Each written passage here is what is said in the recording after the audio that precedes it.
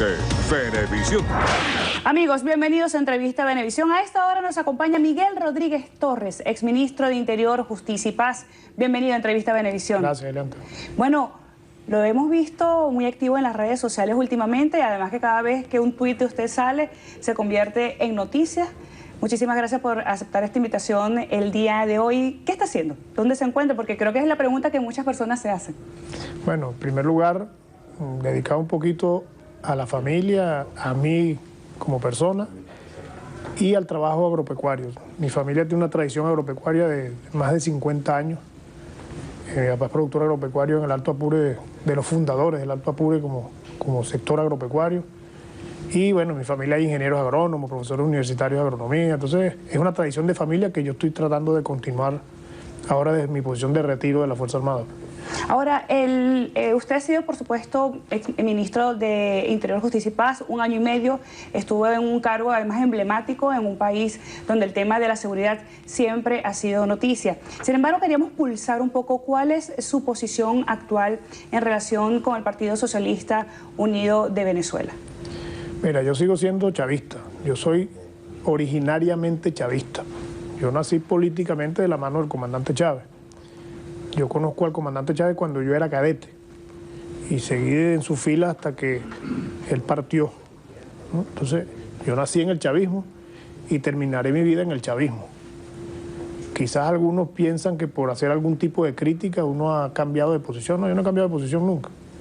Simplemente creo que el chavismo necesita transformaciones, el chavismo necesita cambios, el chavismo necesita un reavivamiento, una refundación desde el bolivarianismo inicial que le permita afrontar los escenarios políticos que se avecinan, ¿no? Que se ven en el frente, como puede ser un referéndum, como puede ser las elecciones de diciembre. Tenemos que prepararnos sin temor para esos escenarios posibles y eso requiere que se reavive el chavismo. Eso implica el respeto de los liderazgos locales, municipales, regionales del chavismo, que son los que le dan sustento y le dan vida al chavismo.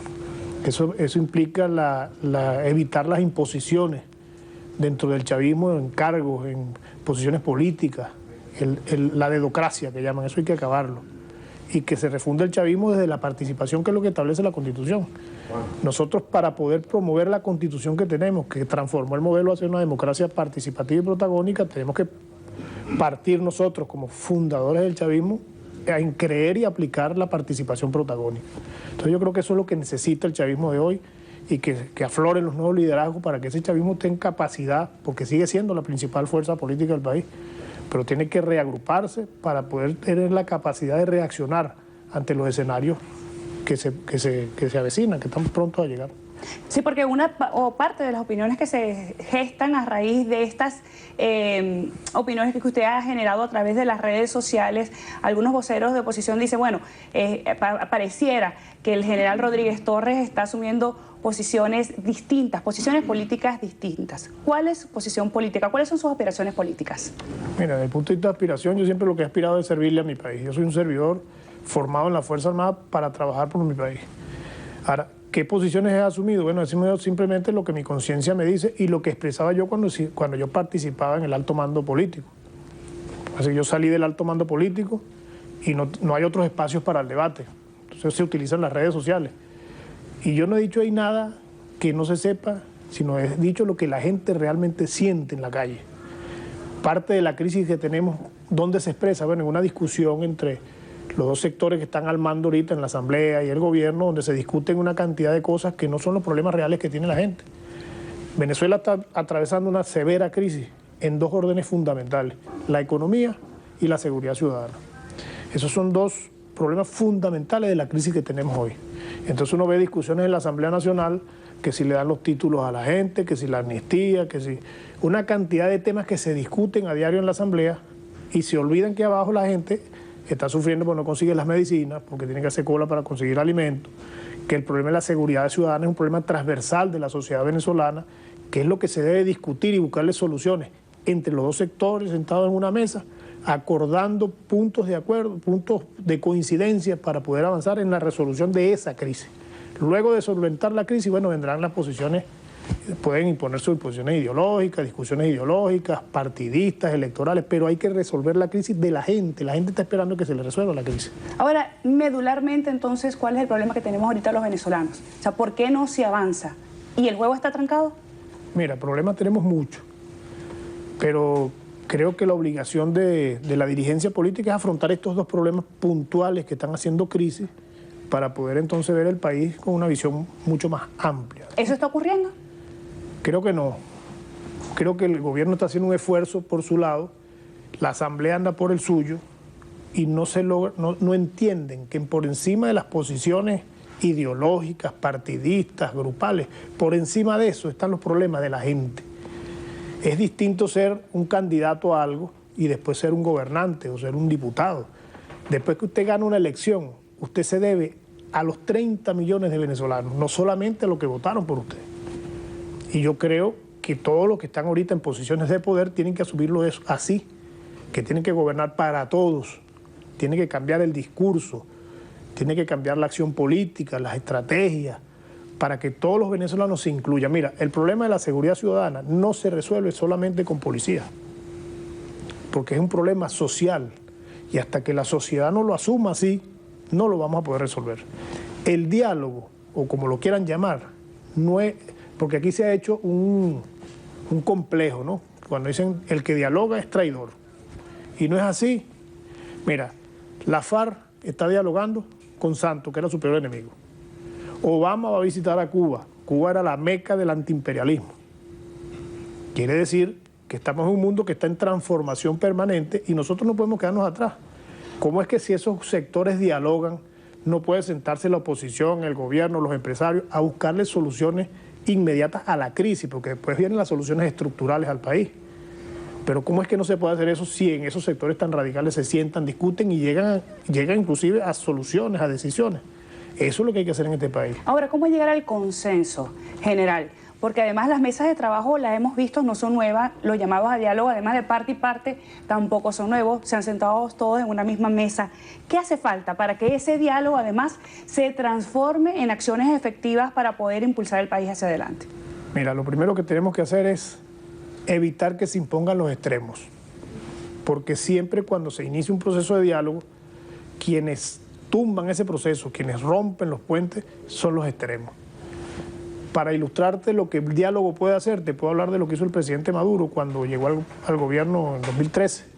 Él llamó a todos los gobernadores de oposición, a todos los alcaldes, y me asignó a mí la tarea de abrir un diálogo permanente y sacar el tema de la seguridad ciudadana de la discusión electoral. Eso se cumplió. Ninguno de la oposición ni ninguno del gobierno habló más nunca electoralmente durante ese año del tema de la seguridad ciudadana. Y empezamos a sentarnos con todos los alcaldes y gobernadores de oposición y del gobierno. Se les dio equipamiento, se definieron los patrullajes de todas las policías, indiferentemente de quién las gobernara, y empezó a trabajarse en equipo, entre todos, olvidándonos de las diferencias políticas. Porque es que eso no me quita a mí los chavistas, ni al opositor le quita su ideología. Simplemente estamos atendiendo el problema de la gente. Y la gente lo que está esperando es eso. Mire, aquí la gente no está pensando que si soy de izquierda, que si soy de derecha, porque cuando soy el malandro no sabe si cuando te va a atentar contra ti, no sabe si eres de izquierda o si eres de derecha. Entonces, el problema es entender que sentados, conversando y trabajando en equipo podemos resolver los problemas de la gente. ¿Pulsa usted que hay voluntad política para llegar a ese consenso? Bueno, y si no la hay, tendrá que haberla, ¿no? Tendrá que crearse, tendrá que haber un liderazgo que lo haga, porque es que lo que la gente está esperando es eso. La gente votó el 6 de diciembre por un cambio, distinto al cambio que pide la gente de oposición al que pide la gente del gobierno. La gente del gobierno no está pidiendo que salga el presidente. La gente de la oposición sí lo pide. Pero el cambio real que la gente está esperando es que la gente se siente, que se acaben las discusiones bizantinas, nos sentemos a resolver los problemas de la gente. El Papa decía algo interesante, que entre el cristiano y el político hay una semejanza. Es que todos debemos trabajar por el bien común. Y eso es lo que tenemos que hacer. Y eso es lo que la gente está esperando. La oposición está planteando una hoja de ruta para la salida del presidente Nicolás Maduro porque asegura que ha sido una piedra de tranca para que el país no salga adelante. ¿Qué opina usted sobre los planteamientos que están haciendo? Se habla de enmienda, entre otras cosas se habla de referéndum. ¿Cuál es su posición en relación con eso? Bueno, es que yo creo que precisamente la oposición, cuando el presidente de la Asamblea, Henry Ramos, llega y se posiciona en la Asamblea, llega con las piedras en la mano, ¿no? Si él llega y le dice, vengo a sacar al gobierno, vengo a sacar al presidente del poder, entonces, ¿qué posibilidades de puente de diálogo se puede entender cuando yo vengo agrediendo de una vez, ¿no? Entonces yo creo que esa página hay que pasarla. La enmienda no tiene sentido. Yo le doy sentido a la enmienda si me dijeran, bueno, vamos a hacer una enmienda para recortar un poquito el periodo, evitar la elección, ¿cómo se llama? Indefinida. ¿Está de acuerdo? Eso me parece que debe hacerse. Y para unificar los procesos electorales en una sola fecha. Porque una de las distorsiones que tienen las políticas públicas nuestras es que siempre se van corriendo los tiempos de las decisiones porque todos los años hay una elección.